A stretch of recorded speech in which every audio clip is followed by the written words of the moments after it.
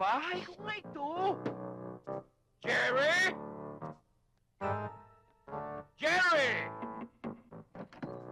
Hi, Nong. Ginabi kayo, ha? Bakit may babae dyan? May babae dito?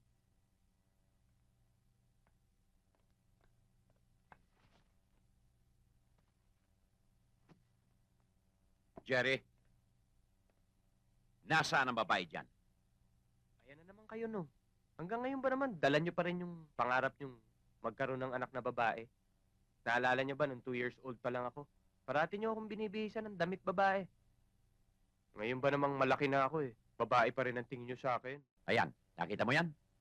Sinasabitan ako niyan ng Gold Cross Medal for Gallantry in Action. Tinyente pala ako niyan sa 7th Regimental Combat Team. At dito naman, yan. Napasuko ko dyan ang 30 mumuno ni Commander Sundang. Fully armed yan. Pero may tama din ako noon. Kaya ako nadala sa ospital sa Viluna. May kuha ako noon, ah. Teka. Malabo ito, ah. Saan ba napunta yan? Ito. Yan. Sinasabitan ako ng Wounded Personnel Medal ng Secretary of National Defense. May tama ako sa hita niyan. Kung nataas-taas, talsik ang ulo ni Manoy.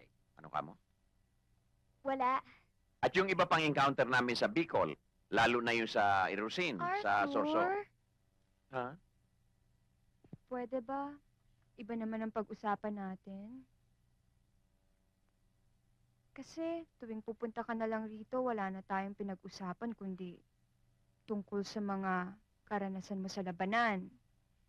Yung mga napatay mo, yung mga napasuko mo, tsaka yung mga medalyon na isinabit sa'yo. Medalya. Medalya. Tsaka pati na rin yung sugat mo sa hita na nataas-taas ng kaunti. Talsik ang ulo ni Manoy. Totoo yan. Oo nga, totoo nga yun. Pero 4 na beses ko nang narinig yan eh. At 4 na beses na rin kitang sinagot. Pwede ba? Pag-usapan naman natin yung... Tungkol sa ating dalawa. Sana. Matanong nga kita. Bakit ka ba pumupunta rito? Gusto mo ng totoo? Siyempre. Dahil sa'yo. Ayan ka na naman eh. Palagi mo lang sinasabi na. Tungkol sa ating dalawa. Sasagutin ko naman ang, oo, sana. Tapos tatanungin mo ako, gusto mo ba ng totoo? Siyempre sasabihin ko, siyempre.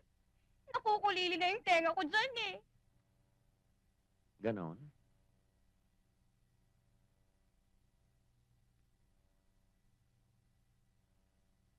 Eh di, balik tayo sa gera.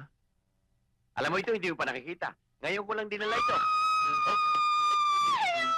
Ayoko naman Uy, yan. Ayoko naman. baka sabihin nila kung inaano kita. Uy!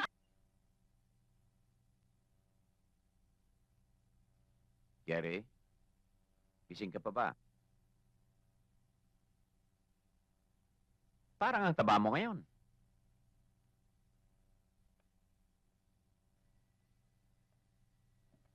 Gary? Hi. Sorry, ah. Ay.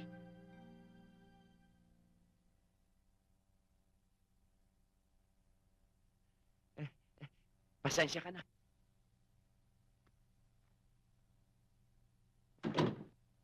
Napasok yata ako sa ibang bahay, ah. Ang laking kahiya naman itong ginawa kong ito. Ha? Mga plaki ko ito, ah. Kung akin ito, nasa likod ko. Ang aking si Venus, katabi ay relo. Bahay ko nga ito! Jerry! Jerry! Hi, Nong. Ginabi kayo, ha? Bakit may babae dyan? May babae dito?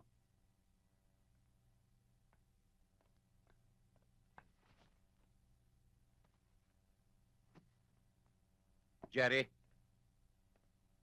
Nasaan ang babae dyan? Ayan na naman kayo, no. Hanggang ngayon ba naman, dala nyo pa rin yung pangarap yung magkaroon ng anak na babae? Naalala nyo ba, nung 2 years old pa lang ako, parati nyo akong binibihisan ng damit babae. Ngayon ba namang malaki na ako eh. Babae pa rin ang tingin nyo sa akin. Talagang walang babae? No. Magagawa ko ba naman bastusin tong pamamahay nyo? Jerry, pag hindi nakahingay ang babae diyan sa loob ng cabinet, sagutin mo yan. Excuse me ho. Jerry, dito na lang tayo Sige. ha. Sige ho, alis na po ako.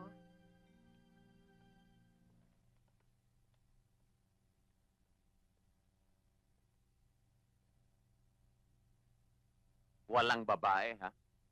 Baka lang humakalusot. Hindi nakalusot. Sorry na lang. Jerry, Hmm? pagka may sobra, pasa mo sa akin.